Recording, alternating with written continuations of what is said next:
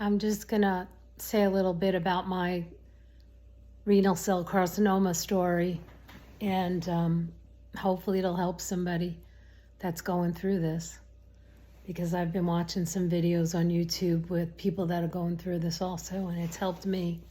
So today is my 4th day post-op, and I had the surgery on Wednesday, and I was at hospital here in Florida, Advent Health, great surgeon. He was able to save my kidney, a lot of it. It's a partial nephrectomy. They took out the mass. They seem to think they got it all. So I'm hoping, and so the first day post-op was kind of good because I had anesthesia in me, and the pain medicine really did help. So, you know, I got to my room and my husband and my daughter were there waiting for me, and it was just, it was finally over, you know, with all the apprehension and anxiety for the 2 months before I finally got the surgery. It was almost like such a relief to know it's gone, it's over, you know. I was scared, but I have a lot of faith, and I felt that God was helping me through it. And so the first day was pretty good, you know, with the pain meds and everything. I thought, you know, I can do this. But then the second day was a little bit of a mix-up maybe with the medicines, the pain meds, and I didn't really want to take them anymore. And not that I was trying to be a hero or anything, but I just didn't want to have to keep getting drugged up. But it wasn't a good idea to try to stop. I did 1,000 milligrams of Tylenol through the IV, and it helped a little bit. I got out of bed, walked a little bit, holding myself, because it's really hard to walk after surgery when you feel like everything's just going to fall out of your abdomen.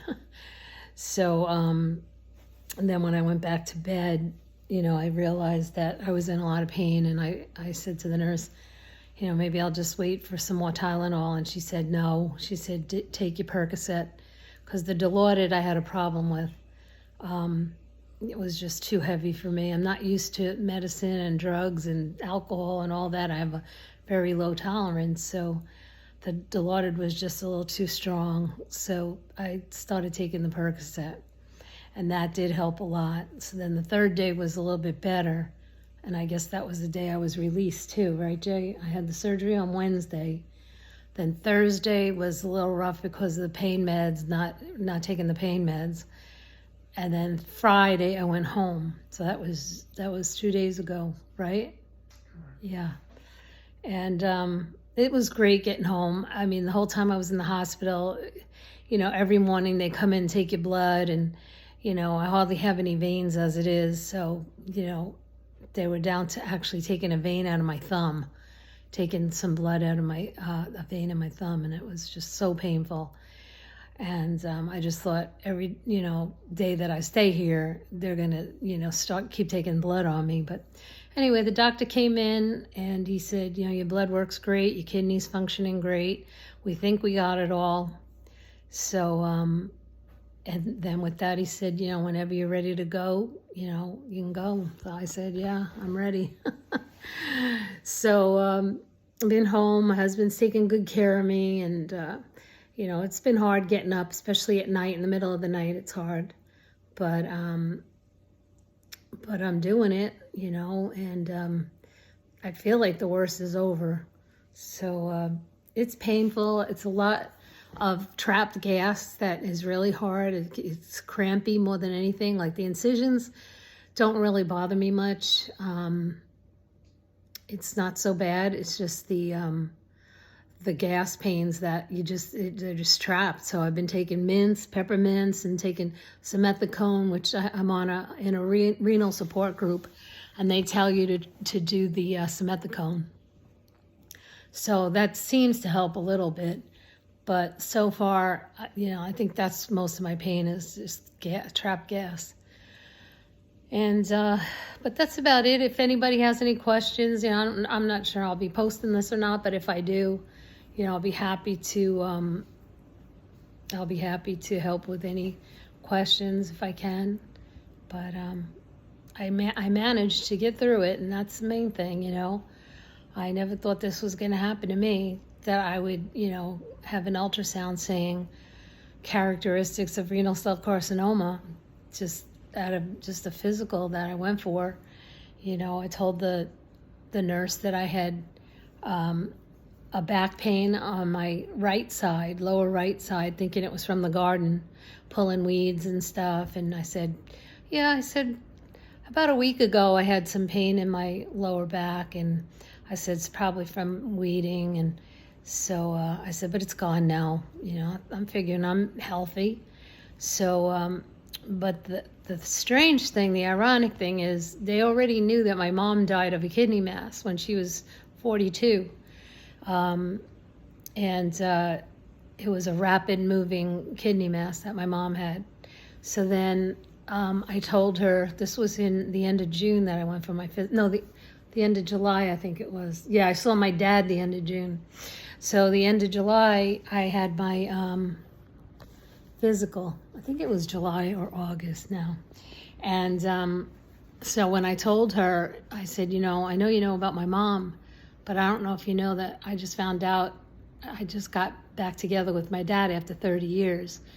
And that's a whole other story. But I said I found out he had a kidney mass. He just passed away in August, unfortunately. But I did get to see him and reunite with him before he passed.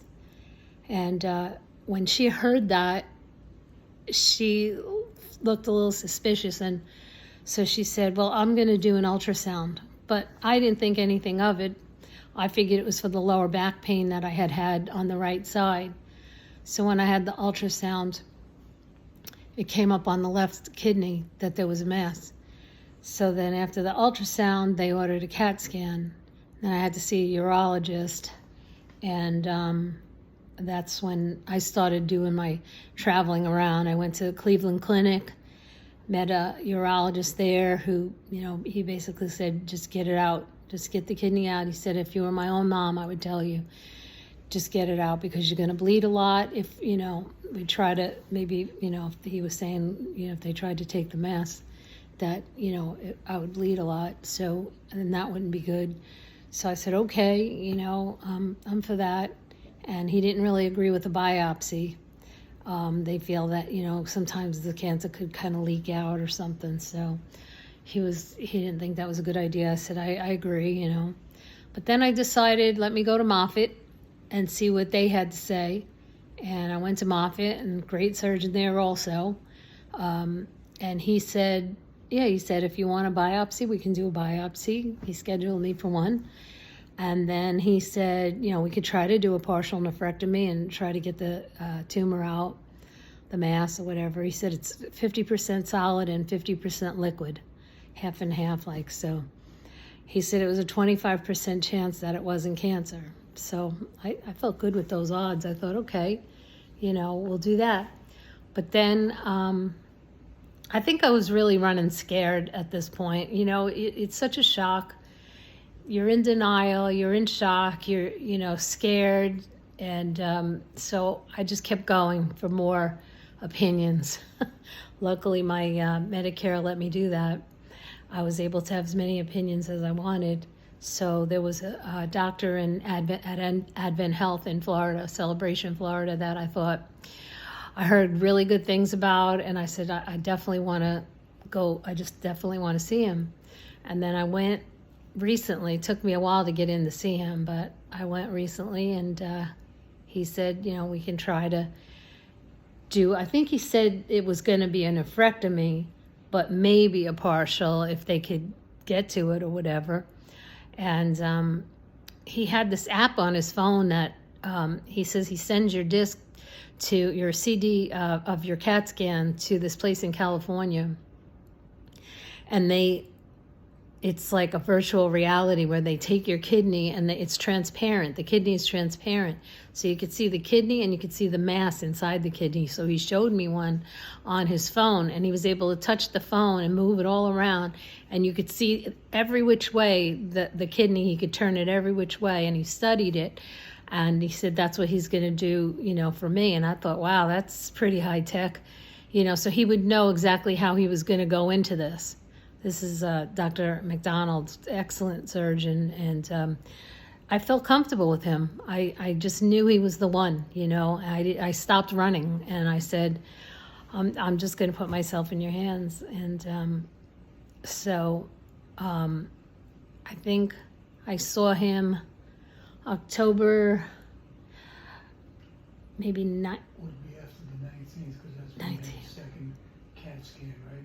Yeah. The 21st. I had the second CAT scan on the 19th of October, and that was the one I showed him, I believe, when I went to see him. So it must have been like October 24th, something like that.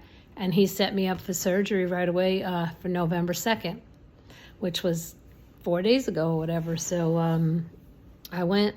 It was scary, I was walking through the entrance there, getting ready to, get into the hospital, and I just kept saying, faith over fear, faith over fear. You're not going to be afraid. God has you. He's going to be holding on to you, and, you're going to get through this. So I kept saying faith over fear. And then I put myself in their hands, and they did it, and then he told me, he came in the room and said he only did a partial, that they were able to just remove the mass. So that was wonderful. I was happy to hear that. He could save some of it. And my kidneys are supposedly functioning very well from all the blood work they were taking on me. That was the good thing. He said your iron count is good, everything, your kidney function is good. So then that was it then, I'm so glad I went with him, because I feel like, he knew what he was doing, and here I am to tell the tale. So when we were leaving, they gave me the wheelchair, and I was sitting out front. My husband did valet parking, and I was sitting in the wheelchair out front with the fresh air and the breeze. It was a beautiful afternoon, and I'm seeing people coming in towards the entrance, and I remembered that was me coming in toward the entrance thinking, I have to be strong and brave. And I remember saying faith over fear. And then here I was, free and looking at them and thinking that was me. And now I'm free. And I'm so thankful, very thankful to God that I feel like he definitely has taken care of this for me. And so the last I have heard is that I just have to get my scans every 6 months for 3 years. So, and we'll play it by ear, and hopefully I'll be clear kidney cancer wise, and that'll be that. But I might keep doing these. I might post this. I'm not sure, but I wanted to show what 4 days post-op looks like. Yesterday was a little bit harder, and the day before that, but this is 4 days, and I've been walking around, and the binder definitely helps. I didn't use it today, but it does help. And take your pain medicine, because it really does help. If you want to take Tylenol in between, whatever the doctor says, just do it. But don't be a hero, because then it hurts even more, to get back on track again, to get that pain back down. So I just don't like taking medicine. If I could do without it, I will. So I'm up to 12 hours now with nothing. But I think I'll just keep it once every 12 hours until maybe tomorrow I'll start to feel better. But that pain on my side can get really rough. And if you can't sleep, what good is, you can't really heal up if you're not going to sleep. So basically at night is the best time to take it too. Alrighty, I hope this helps. Any questions, let me know, and I'll try to answer the best I can and keep you updated. Thank you.